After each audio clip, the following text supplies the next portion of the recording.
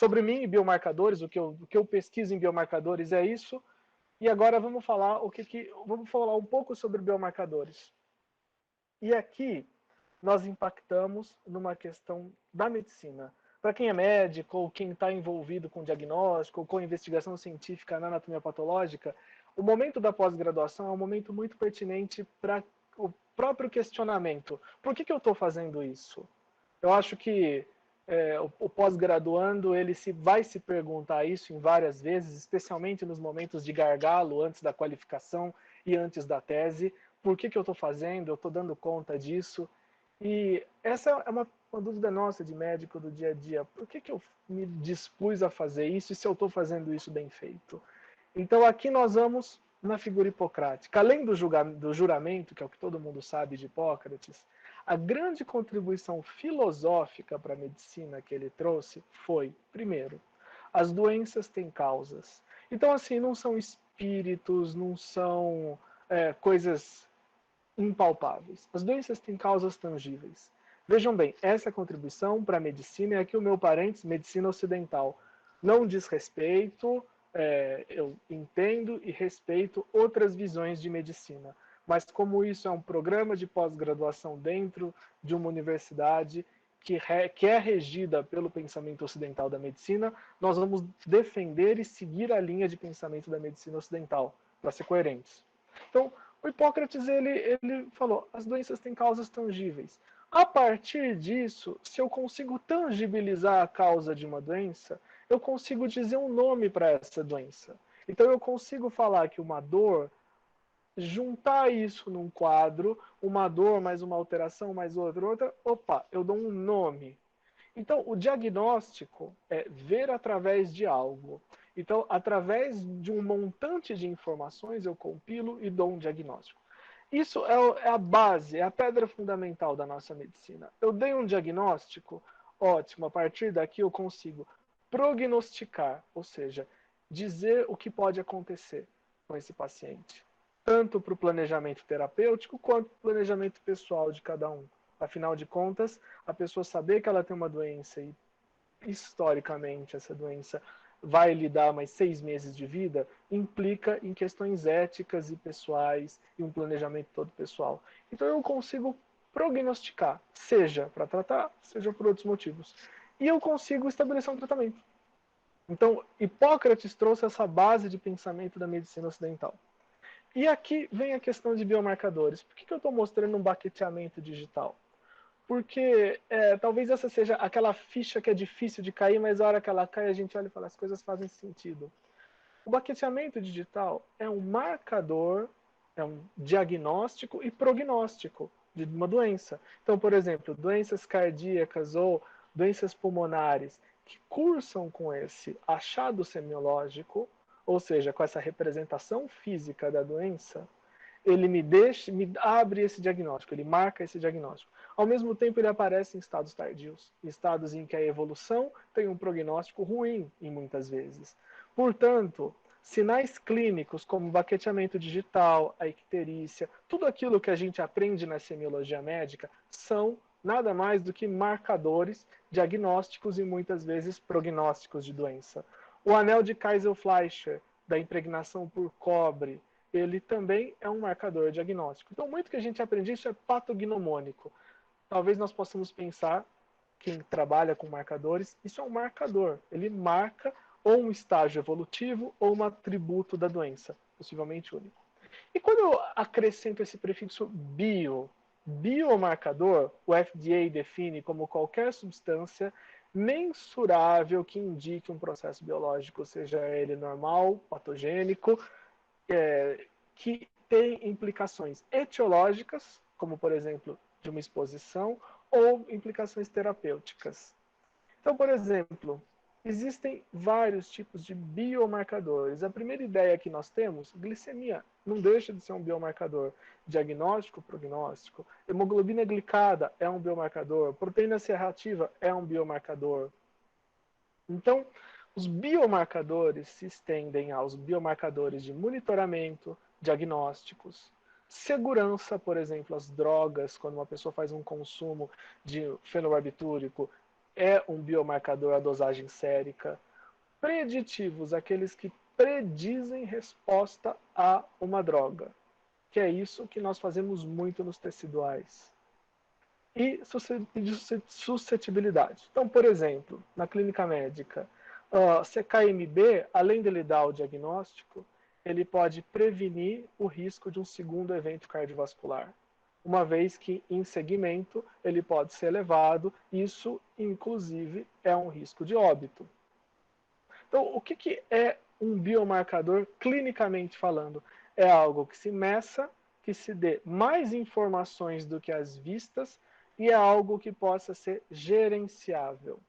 Bem, mas você é patologista, por que você fala de clínica? Porque eu sou médico. Então, assim, todos que são médicos aqui, é bem pertinente a gente tirar um pouco, lembrar que, além do nosso chapéu de patologista, tem um chapéu de médico, e esse chapéu de médico é o que nos permite avançar na medicina e trazer mais impacto, inclusive. Muito do que a gente tenta fazer, a gente acaba publicando em revistas específicas de patologia, mas esse impacto ele é muito escalonável quando ele vai para um escopo maior clínico. Então, esse pensamento de biomarcadores eu quero levar para um escopo bem amplo da medicina, essa discussão. Então, aquilo que a gente mede, a gente gerencia. Isso é um pensamento dos ramos da administração, dos negócios, mas que se estende para nós. Qualquer coisa que eu meça, então, a hemoglobina glicada do paciente com diabetes, se eu meço aquilo anualmente, eu tenho um parâmetro se esse paciente vai bem ou vai mal. O índice proliferativo de um tumor, em muitos casos, pode ser uma medida para mim se esse tumor é mais agressivo ou menos, e se ele tem um risco maior de recidiva local ou até maior de óbito. Então vejam bem, o pensamento é o mesmo, muda o objeto. Por um lado, o objeto pode ser uma coisa que a gente via na enfermaria, no ambulatório. A patologia é a mesma coisa, nós estamos tratando de pessoas através de um objeto diferente, que é a análise histológica, macroscópica, histológica e integrativa dos dados clínicos, de história, de exame físico, de imagem e do que nós vemos no nosso dia a dia. Então, assim, o que nós fazemos atrás do microscópio é a ponta disso tudo. E tudo o pensamento médico é aplicável para nós. Então, um biomarcador bom, das últimas definições, é aquele que é sensitivo e específico. Um ou outro. Geralmente sensitivo para o diagnóstico, eu admito falso positivo, porque depois eu faço um segundo teste. Vejam bem, a gente aprende isso no HIV, na clínica médica. Eu estou falando muito de clínica, especialmente para os residentes que estão acompanhando, os que ainda têm aquele pé no chapéu de clínicos, R1, R2, que estão agora começando R2. Vocês verem como isso é medicina, o que nós fazemos.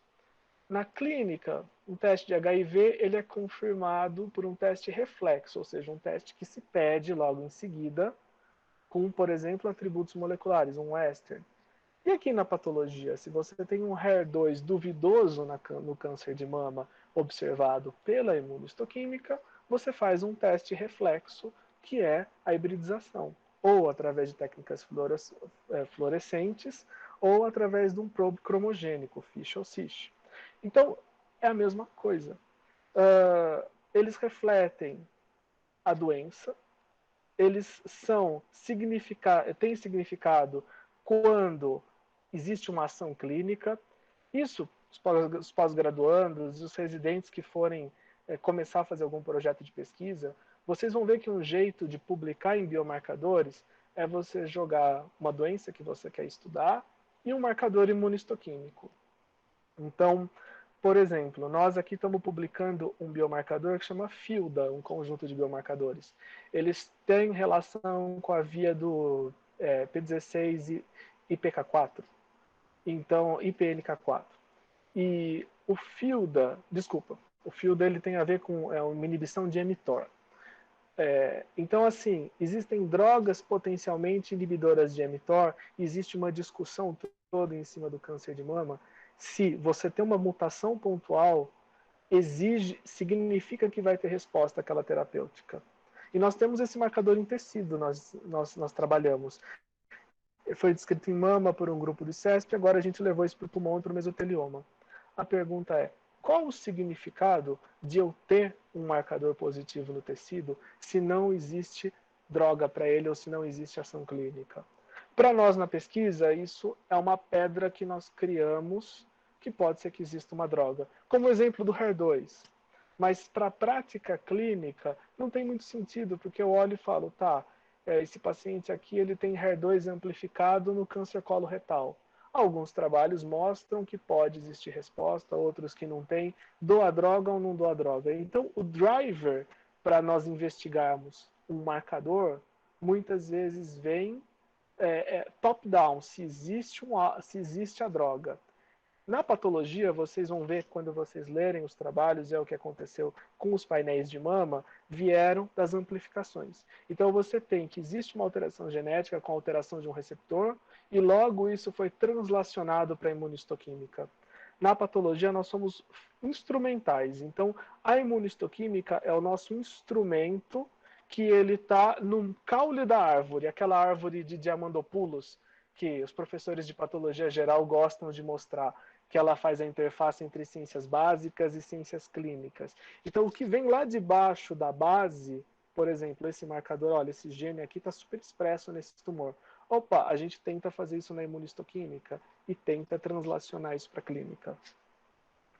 No câncer, em geral, a definição é que são substâncias produzidas por células tumorais ou outras células no corpo. E aí eu faço um adendo. Matriz extracelular também.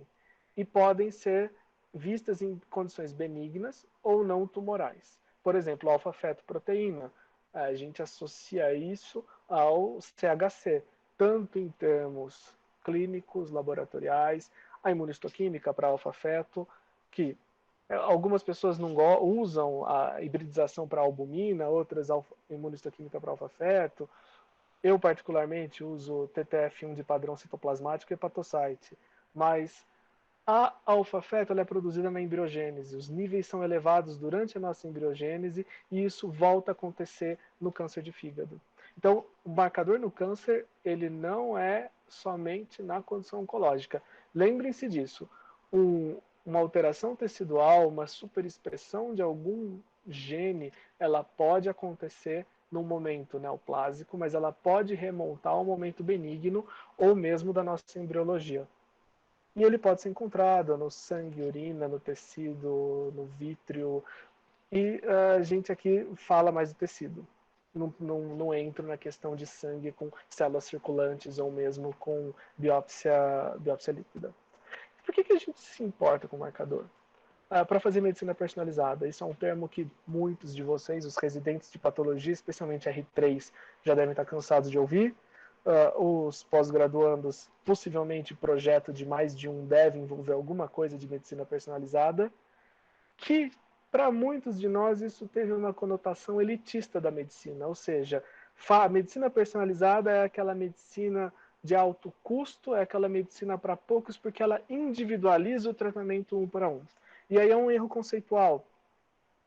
Esse pensamento acontece muito nos Estados Unidos, a base disso vem de lá, porque os custos de saúde são crescentes.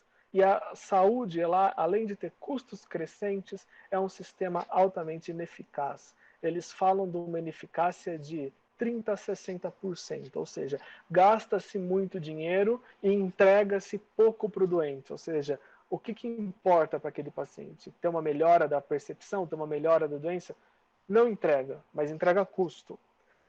E isso custa mais do que outras coisas, como segurança social, como os gastos em defesa e custos mandatórios. Isso mesmo pensando num programa de Medicare, Medicaid, eles têm um gasto muito elevado.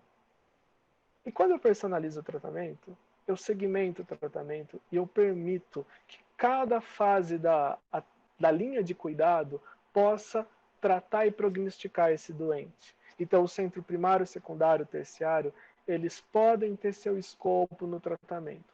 Se eu tenho um paciente com câncer e eu sei que ele tem uma mutação específica, eu sei que esse paciente e essa mutação tem resposta a uma droga, eu direciono toda a linha de cuidado dele para isso. E assim, falando que muitas dessas mutações a gente fala em 0, 1%, 1%. Então, eu tiro esse paciente de um bolo que vai fazer internações recorrentes, que vai não ter um prognóstico, não tem uma linha do que vai acontecer com essa pessoa que pode ser oferecido. E eu levo essa pessoa para um direcionamento organizacional do que pode ser feito com ela. Então, a indústria farmacêutica é um grande negócio, os biomarcadores. Por exemplo, só a imuno-oncologia move bilhões e os principais players no mercado têm drogas para diferentes tipos de órgãos-alvo. Assim como oferecem diferentes testes, desde a carga mutacional tumoral, desde os linfócitos intratumorais que a gente faz no HE com patologia computacional, até inúmeros biomarcadores. Então, isso daqui é um modelo de negócios que envolve lucros na faixa de bilhão. Em contrapartida, a personalização da medicina permite a melhora do fluxo do direcionamento de tratamento desses pacientes.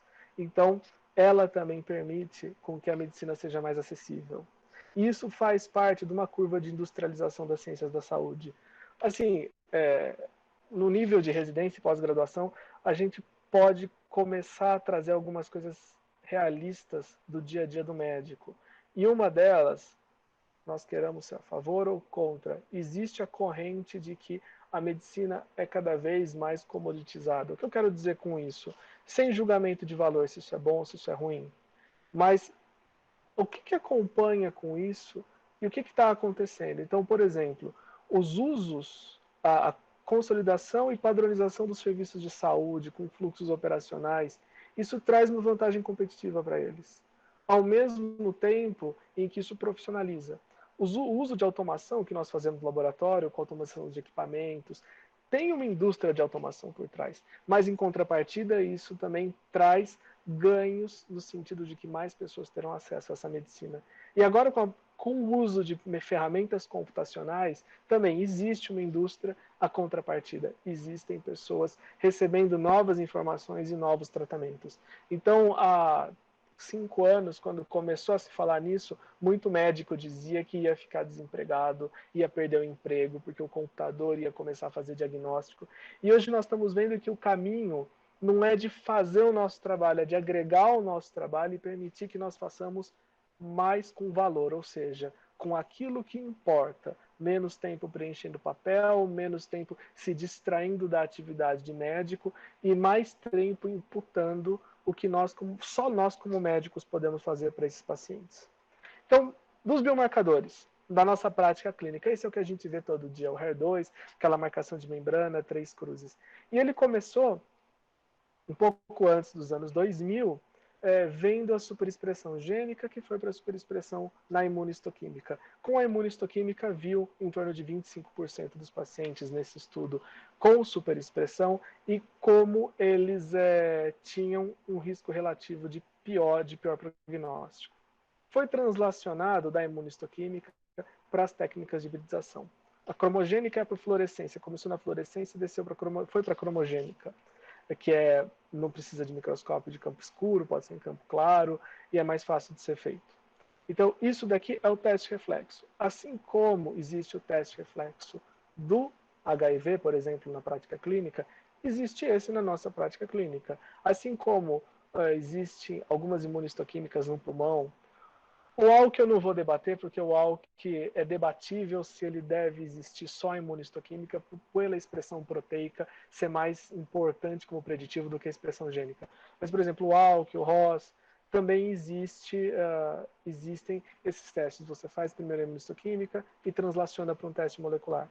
E o próximo passo é integrar os dados imunistoquímicos com os dados de hibridização. Porque a imunistoquímica, nenhum dos dois é perfeito.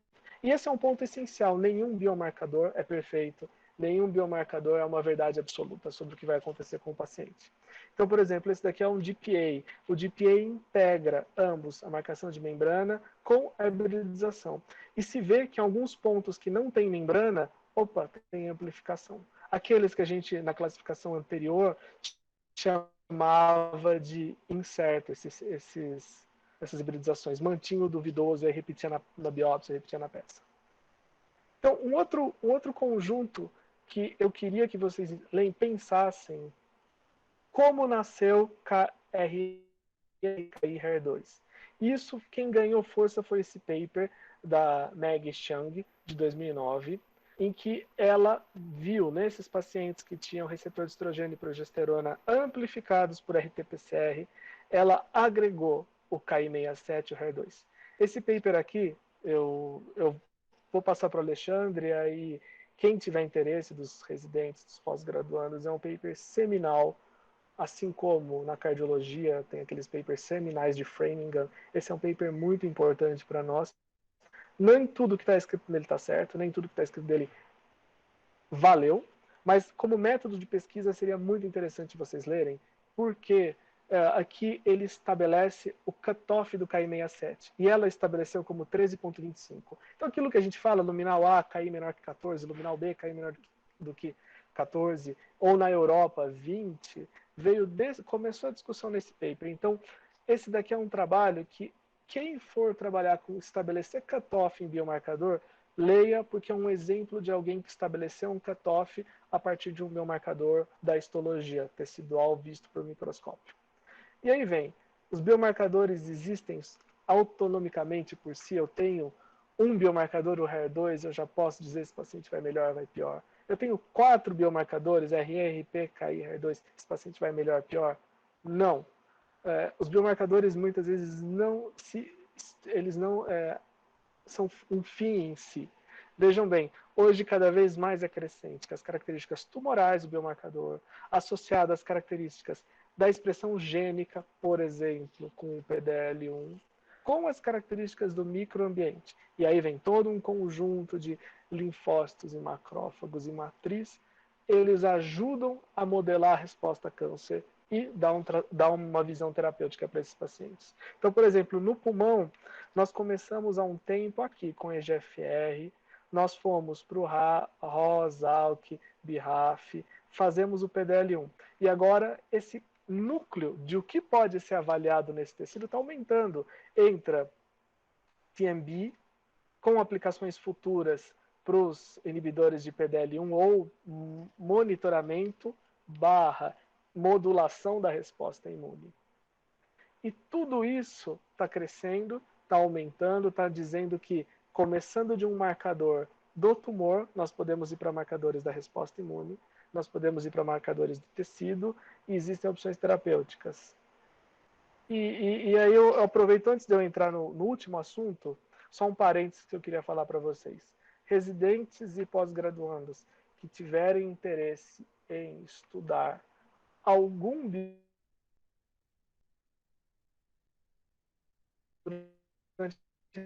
impertinente, Marcelo, deu uma cortada. Ah, tá. Tá me ouvindo? Agora melhorou. Você estava falando algum residente que tiver interesse. Tá. Isso. Algum interesse. Obrigado, Alexandre. Se cortar, você me fala. Se algum residente tiver interesse em estudar biomarcadores, eu fazia isso aqui com os meus residentes aqui no HC. Vocês vão na literatura e vocês jogam o nome de uma doença, de um tumor e um biomarcador, vocês vão ver que não faltam estudos. Meningioma mais KI67, GIST mais KI67.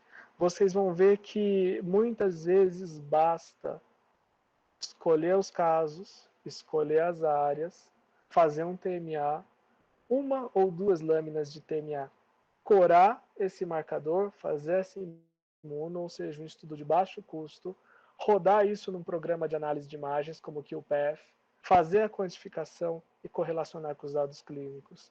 Então, assim, isso, por si, são inúmeras oportunidades de trabalhos para vocês fazerem ao longo do R2, do R3, paralelamente à pós-graduação, porque isso daqui tem um campo imenso. Eu disse, a relevância de um biomarcador é a relevância clínica, é ter a droga. Porém, se nós soubermos que existem as amplificações gênicas, isso você vê no TCGA ou vê estudando a literatura. Se existe um argumento racional para investigar, eu quero ver se a proliferação no GIST ela pode ter alguma coisa a ver com o desfecho clínico. Se vocês aí em Ribeirão tiverem os dados clínicos desses pacientes, vocês podem fazer trabalhos muito simples e publicar e oferecerem mais desses tijolinhos para cada coisa que é estudada. É coisa assim, alguém que está no R2 ou está começando R1 agora e gosta de pesquisa e quer fazer trabalho de pesquisa, a gente sabe que fazer uma tese em si durante a residência não é fácil. Algumas pessoas tentam, mas para alguns acaba divergindo, não faz nenhum outro tão bem feito. Mas vocês podem fazer alguns trabalhos simples que são publicados em revistas com impacto na nossa área e avançar esse conhecimento científico para num momento futuro até vocês ou outras pessoas irem além do que vocês fizerem. Então, por exemplo, esse daqui é um assunto muito legal, o uso do ecaderina e vimentina no SEC. Muito já se estudou e nenhuma conclusão se chegou efetiva se essa história de fenótipo de transição epitélio-mesênquima no SEC de cavidade oral dá um pior prognóstico ou não. Então, vocês podem fazer isso, por exemplo, casos de SEC, que é uma doença comum que tem de monte, 2 marcadores, um PMA, 2 marcadores, mais um P16, um P53, um KI67, são trabalhos que podem ser feitos em duplas, em trios de residentes, e há uma oportunidade para vocês vivenciarem na prática e criticamente, e até ter material para uma pós-graduação no futuro. Então, esse daqui eles acabaram fazendo imunofluorescência, que é uma técnica um pouco mais robusta para a visualização direta e um pouco mais trabalhosa, mas não é nada demais. Para quem está acostumado a ver no microscópio no HE, aprende isso em questão de pouco tempo e correlacionaram com sobrevida. Agora vem, o problema final que eu trago para vocês de biomarcadores conosco na patologia. A gente falou lá o RE, o RP, o KI, o RE2, isso tem que ser quantificável. Tem que ter relevância clínica, ótimo, tem, legal, tem droga, tem ação, tem a genética e tem a droga que vai agir. Como que eu conto isso? Porque assim, KI67, cada um conta como quer. Então, começa onde eu vou contar. Então, esse segmento final, vou falar para vocês de um software que chama QPath. Quem fez o QPath foi o Peter Bankhead, o Pete. Eu acho que esse é um programa gratuito open source que ele está fazendo em vínculo institucional com a Universidade de Edimburgo, que ele é muito fácil de usar. Você treina o programa, é intuitivo e faz as quantificações, por exemplo, de TMA, de lâmina inteira, de foto. Então, esse é o paper dele. Procurem o QPath e aqui vocês podem fazer muita coisa. Eu digo para vocês que eu já conversei com o Pete algumas vezes e todas elas agradecendo, porque ele me economizou muito tempo que eu contaria isso ou muito dinheiro que eu gastaria com outros softwares. E aqui ele fez um trabalho de validação com câncer de mama que o software dele contou e deu as diferenças estatísticas de sobrevida. Então, bem, fiz a propaganda do Pete, que isso eu sempre vou fazer, um agradecimento a ele. Vocês vão ver, esse programa é fantástico para fazer esses trabalhos. Agora, o próximo ponto. Já tem problema em contar visualmente. Isso os residentes estão vivendo e quem é pós-graduando e é patologista vive no dia a dia a subjetividade de contar. E essa subjetividade começa por onde contar. Então, o último guideline de câncer de mama de onde contar KI67 é desse ano. E eles mantêm a questão de você procurar os campos para contar. Se você for ver em 2012, o trabalho anterior, eles mantêm isso. E a média de genética entre os 3 campos. Aqui eles admitem ferramentas computacionais, que antes não tinham.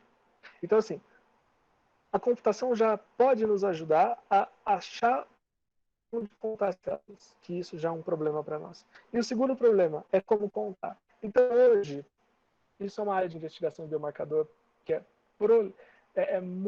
tem muito espaço para ela, são as avaliações da metodologia de contagem. Isso publica-se em muito lugar e é um problema clínico para nós. Então, por exemplo, esse trabalho aqui, recente, 2020, voltou à velha história. conta o hotspot ou área global. E ele usou patologia computacional, usou as áreas de hotspot identificadas pelo computador. Então, hoje, nós demos nova roupagem aos problemas antigos, que ainda são problemas, e eles ainda exigem. Então, o que eu falo isso? Para quem está na prática diária da patologia, R2, R3, eu falo pouco dos R1 porque eles estão chegando agora, mas usar, investigar tudo. Talvez até com uma visão crítica de para eles tudo ser novo, o que para nós já é viciado. Então, e os pós-graduandos que trabalham com contagem de célula, como patologista? Esses problemas core, fundamentais da patologia, ainda não têm solução. Então, são pontos para nós desenvolvermos na pesquisa. Eu vou fazer um trabalho de contar KI67. Tem muita coisa para ser feita em contar KI67. Isso eu garanto para vocês. E esse monte de informação, como que eu junto isso? Por exemplo, isso daqui é um multiplex, que está identificando tudo isso. Quer dizer, células totóxicas, PDL1, PD1, FOXP3, aí é a computação. Então, por exemplo, esse é o nosso colega o Edwin, ele trabalha com isso no MD Anderson, ele desenvolve técnicas multiplex, fazer um immunoprofiling, ou seja, um perfil imunológico complexo de tumores, e ele aplica quase todos os órgãos. E quem resolve o problema dele é a computação para identificação dessa célula e para montagem. Então, nós estamos chegando hoje na anatomia patológica naquilo que a oncologia já chegou há algum tempo, de associar as informações e chegar a um desfecho final para o paciente. Agora eu digo, o Ron Rossai, que faleceu ano passado, ele já no final da década de 90 falava que a função do patologista não é ser um diagnosticista. O diagnosticista é um técnico. A função do patologista é integrar a informação. E nós estamos chegando perto disso. Nós estamos cada vez nos aproximando. Isso é engraçado. Um reflexo que agora eu trago é quando nós nos aproximamos de integrar informações, dar informações cada vez mais úteis e relevantes para o tratamento, a percepção de valor que nós e que os outros especialistas têm sobre a nossa disciplina patologia aumenta.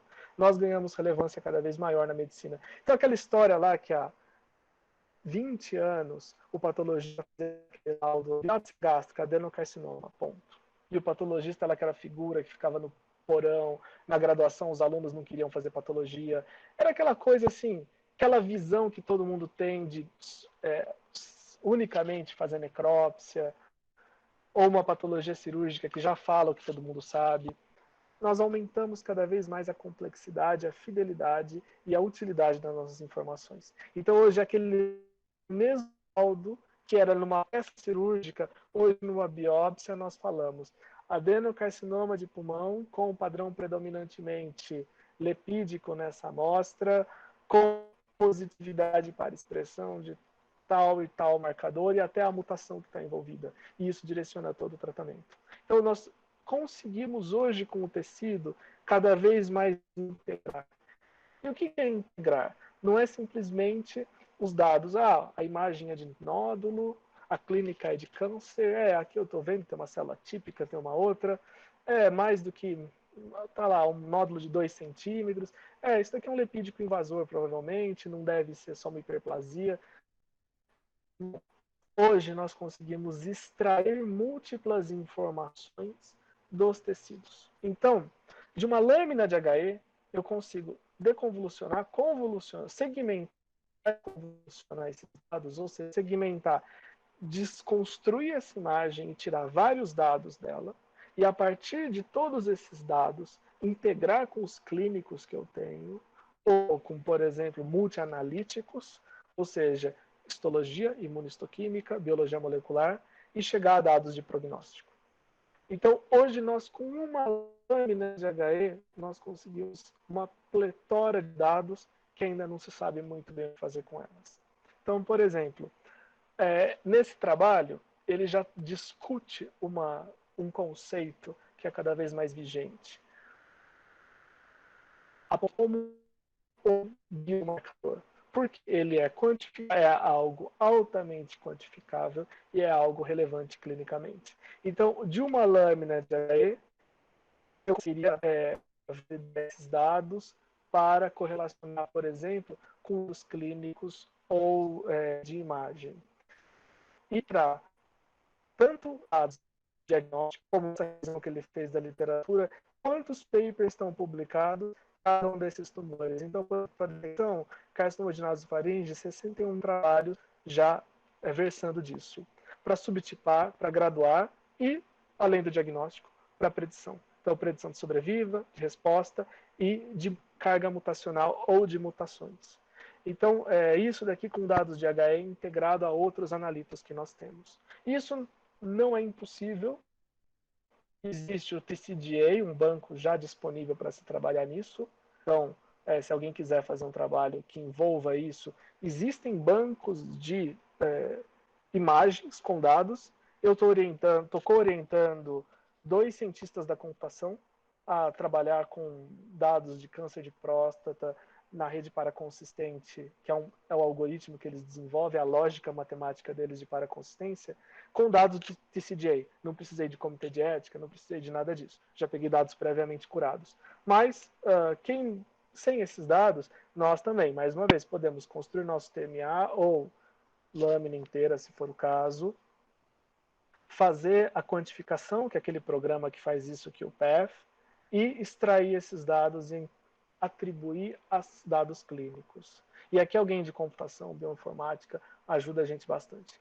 Então, por exemplo, só para vocês verem como existem coisas que o nosso olho não é capaz de ver, ou seja, o nosso cérebro não discerne, mas são informações em potenciais. Esse é o grupo de Stanford. O Michael Snyder é aquele mesmo grupo da radiologia de Stanford. Ele faz a radiologia e trabalha com patologia também. Então, eles extraíram 1000 características nucleares. Mas características nucleares, assim, se o núcleo é convoluto, se o núcleo é para a direita, para a esquerda, se é homogêneo, heterogêneo, se é fino, grossa, membrana, coisas que nós não seríamos capazes de discernir de forma sistemática e reprodutível. E aqui extraíram, isso virou dado quantitativo, ou seja, matemático. E a partir disso, avaliaram a sensitividade e especificidade por vários métodos e, a partir disso, subestratificaram o câncer de pulmão.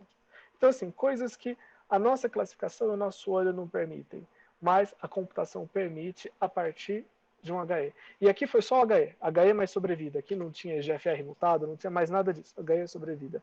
Então, imagine o dia em que nós, patologistas, recebemos uma lâmina e você tem algo dessa à sua disposição. Você não precisa esperar a imunistoquímica, você não precisa cortar novo bloco, não precisa recoletar a amostra porque acabou o material daquele paciente. Você tem dados computacionais na biblioteca de dados que você consegue predizer, por exemplo, se vai ter uma mutação ou não. Nós ficamos muito no ponto de partida do médico, ou do profissional de saúde que está atrás disso tudo. Agora, vamos imaginar o ponto do paciente de ter que recoletar uma biópsia, ou seja, ter que colocar uma agulha no tórax de novo para fazer biomarcadores. Imagine se nós tivéssemos como estipular isso. E da mesma forma, como um teste reflexo, a análise computacional deu 90% de ter esse marcador, de possibilidade para esse marcador. Ótimo, recoleta. Aí recoleta se não tiver material. Imagine o custo de saúde que a gente gasta. Quanto custa cada paciente desse que tem que refazer a coleta, material, honorário médico, laboratório? No privado, isso é custo. No SUS, isso é custo também. E além de ser custo no SUS, isso muitas vezes é uma outra pessoa que deixa de ter acesso, porque aquela pessoa teve que ser chamada novamente. Eu costumo dizer, aqui no tempo que eu passo no meio privado, que a nossa preocupação no meio privado é grande em torno de otimizar custos, mas no público e devia ser maior, porque além de otimizar custos, nós estamos otimizando acesso a pessoas que só têm aquela opção. Ela não tem como cruzar a rua e ir no concorrente. Ela tem aquela ou aquela. Então, deveria ser o lugar em que a assistência à saúde fosse a melhor possível. Então, eu quero fazer esses trabalhos. Como que eu faço? Bem, existem datasets. Se vocês colocarem na internet Image Challenge Breast KI67, Image Challenge Pathology, vocês vão ver que existem vários desafios de imagem e vários datasets que vocês podem usar para vocês fazerem seus projetos de pesquisa. E não precisa passar por comitê de ética. Bem, finalizar, 2 papers que eu gostaria que... Vou passar para o Alexandre. Esses eu gostaria que os interessados lessem, com a minha sugestão.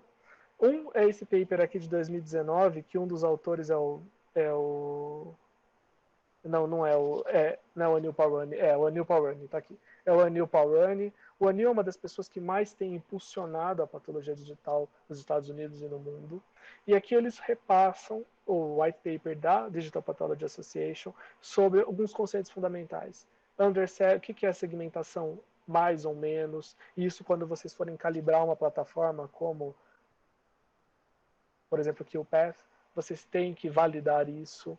Então, como que é feita a medida, como que o software entrega, o que ele pode entregar e quais as diferentes funções que nós podemos ter com o uso de mecanismos digitais na validação de biomarcadores. Então, essa é uma sugestão. E outra sugestão de leitura, esse paper aqui é desse ano, agora, desse mês, de 4 dias atrás, é como a inteligência artificial pode se tornar um produto. Ah, mas por que você fala tanto de produto? Porque eu quero dizer produto como acessível, como algo que esteja disponível. Vejam bem, não adianta nada nós desenvolvermos um algoritmo, desenvolver uma interface, desenvolver um método de quantificação ou um biomarcador, se ele não está disponível para ser usado por outros. Então, aqui, por produto, como isso pode chegar até as pessoas. Mesmo que isso seja um produto que não tenha custo para as pessoas.